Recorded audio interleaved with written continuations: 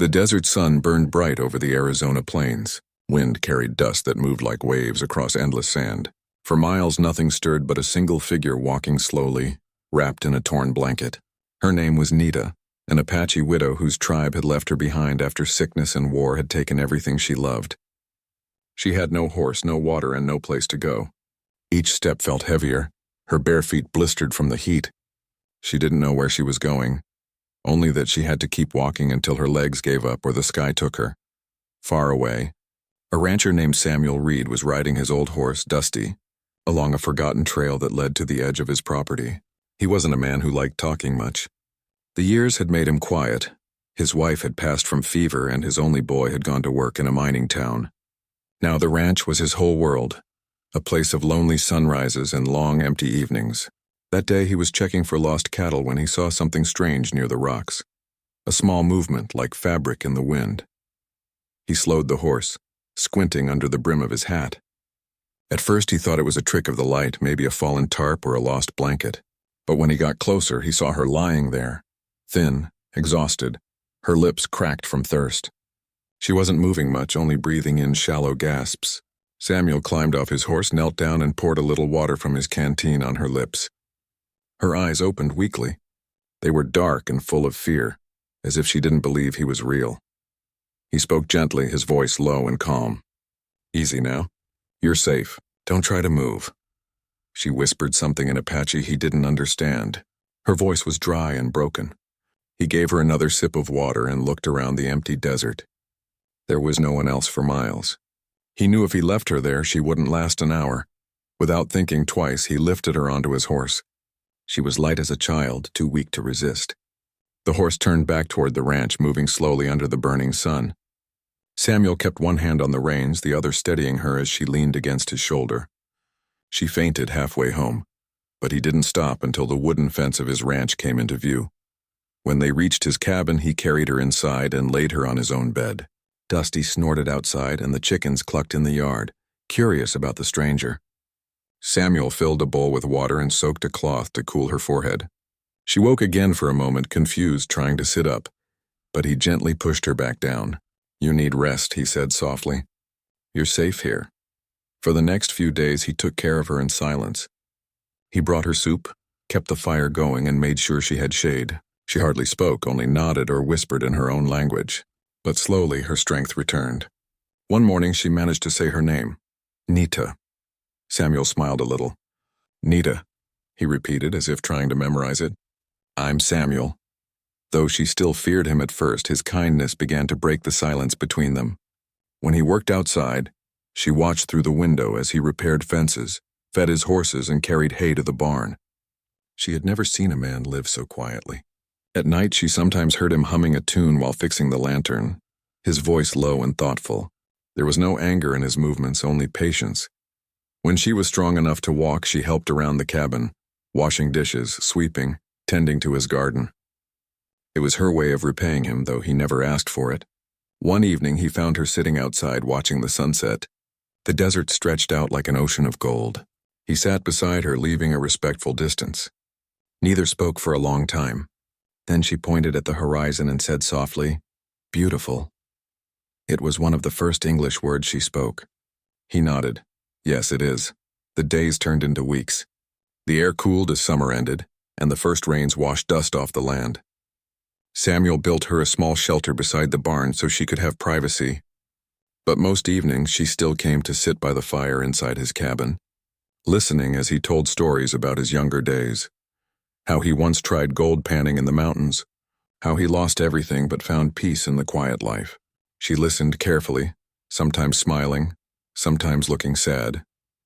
One night, when a cold wind swept through the valley, Samuel noticed her shivering near the fire. He got up and placed his old wool coat over her shoulders. She looked at him with wide eyes, unsure if she should accept it. He nodded once. "Keep it," he said simply. She touched the fabric gently as if it were something precious. "Thank you," she whispered, her voice soft but clear. Slowly, the ranch that once felt silent began to breathe again. Samuel found himself looking forward to each morning, knowing she'd be outside, feeding the chickens or gathering water. She smiled more often now, a quiet, grateful smile that carried more warmth than any words could. But sometimes in the evenings, Samuel noticed her eyes grow distant when she looked toward the mountains.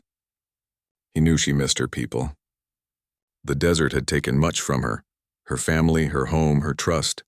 One afternoon, he saw her standing at the edge of the ranch, staring into the far distance where the wind carried whispers of her old world. He approached her quietly. "You thinking of leaving?" he asked. She shook her head. "Nowhere to go," she said simply. "Here. Peaceful." Those words stayed with him long after she walked back to the house. For the first time in years, Samuel realized he wasn't alone anymore. As winter neared, he made sure she had enough warm blankets and supplies. They worked together mending fences and stacking firewood. When she laughed one morning after a chicken chased her through the yard, Samuel nearly dropped his tools in surprise. It was the first time he'd heard her laugh. It was soft and shy, but it filled the air like music. That night, as they sat by the fire, she looked at him and said, "You good man." He smiled faintly. "Just a tired one," he replied. She shook her head gently. "No, heart good." He didn't know what to say. He only nodded and looked into the flames, feeling something he hadn't felt in a long time, peace mixed with warmth. The desert outside was still vast and cruel, but inside that small wooden cabin, two souls who had once been broken found a quiet kind of hope. And though Samuel didn't know it yet, that quiet hope was about to turn into something far deeper, something that would test both their hearts and forever change. The way people in those parts spoke of the rancher and the Apache, widow who found each other in the desert. Winter passed slowly across the desert land.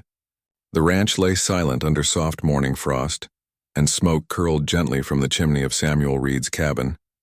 Inside, Nita stirred a pot of warm soup while the rancher fixed a broken chair near the fire. They had fallen into a quiet rhythm of shared life, two people from different worlds now living side by side. She had learned some English words, and he had learned to understand her silences. Their days were simple but not lonely anymore. One cold morning, Samuel saddled his horse to ride into town for supplies. Nita watched him from the porch, holding a small blanket around her shoulders. He looked back at her before riding off, tipping his hat slightly. It was a gesture of respect and something deeper. She smiled faintly, then turned to feed the chickens, humming softly, a tune she remembered from her tribe. When Samuel reached town, he noticed people staring more than usual. Whispering voices followed him as he walked into the general store. The storekeeper, Mr. Wallace, looked uncomfortable. "Heard you've got company at your ranch," he said, measuring sugar into a sack. Samuel nodded calmly. "Found her half dead in the desert months ago. Just doing what any decent man would do." Wallace hesitated. "Folks talk, Sam, you know how they are. Apache woman living under your roof. Some don't take kindly to that." Samuel sighed, picking up his goods. "Then folks can mind their own fences." He paid and left without another word. He wasn't the kind of man who explained himself to others. Still, as he rode home, the thought lingered. The world outside the ranch didn't understand what peace they had built. Back at the ranch, Nita was waiting with warm food ready.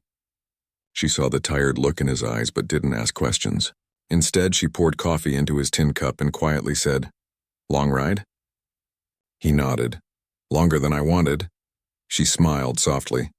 "You safe now?" Her words were simple but comforting.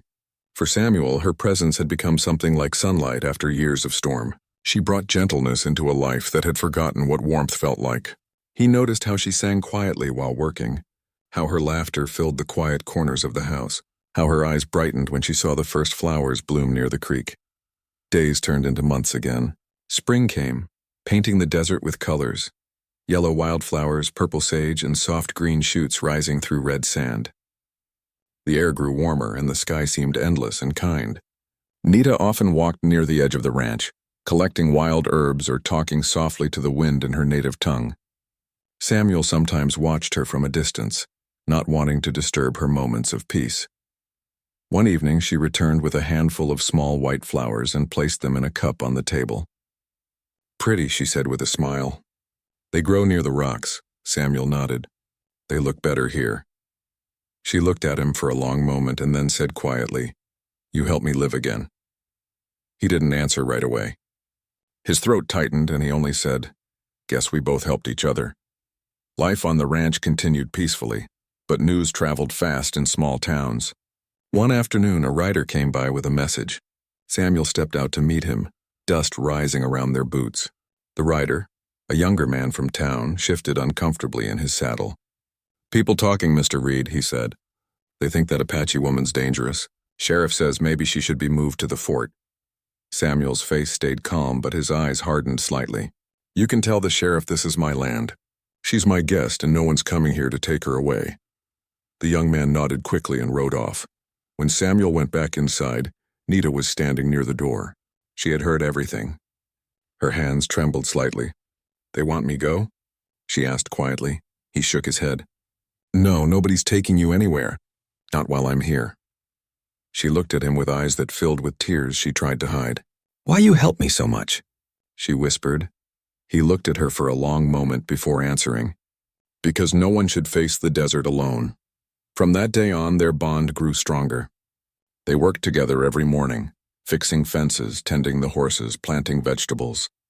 Nita had a natural gift with animals. The horses calmed when she touched them, even the stubborn ones. Samuel began to see her not as someone he rescued, but as a partner who brought life back to his lonely home. Summer came again. One hot afternoon, a small group of riders passed by the ranch. They weren't troublemakers, just curious travelers. But when they saw Nita in the yard, one of them called out something rude before riding away laughing. Samuel stepped outside quietly, his face unreadable, but Nita could see the sadness in his eyes. That night, she told him, people see only what they fear. He nodded slowly. "You're right.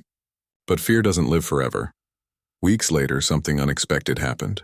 A group of Apache traders came through the area, stopping at the ranch to rest. When they saw Nita, they recognized her markings and realized who she was. Their leader spoke to her in her language for a long time. Samuel watched from a distance, not understanding a word. When they left, Nita came back to him with tears in her eyes. "They say my village gone," she said softly. "No home now, only here." He looked at her, his heart heavy but steady. "Then here is home." From that day on, Nita became part of the land itself. The townsfolk eventually stopped whispering when they realized she wasn't leaving, and that the quiet rancher who once lived alone had found something worth living for again. They saw her helping at the market, trading herbs and handmade baskets, always polite, always gentle. People began to see her not as an outsider, but as a woman of strength and grace. Years passed quietly. Samuel grew older, his hair turning silver, but his spirit stayed strong. Nita stayed by his side through every season, through drought and rain, through silence and laughter. Sometimes at sunset, they sat together on the porch, watching the sky turn gold and red. One evening, Samuel said softly, "When I first found you, I thought I was saving your life, but truth is you saved mine." She smiled, touching his weathered hand.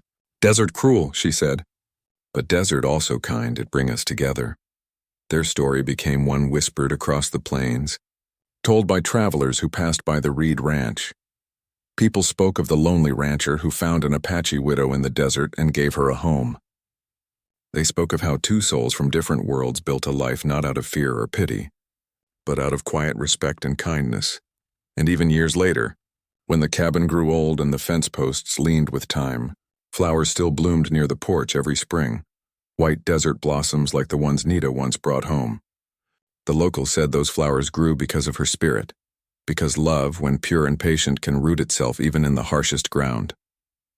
Long after both of them were gone, the ranch stood empty but peaceful.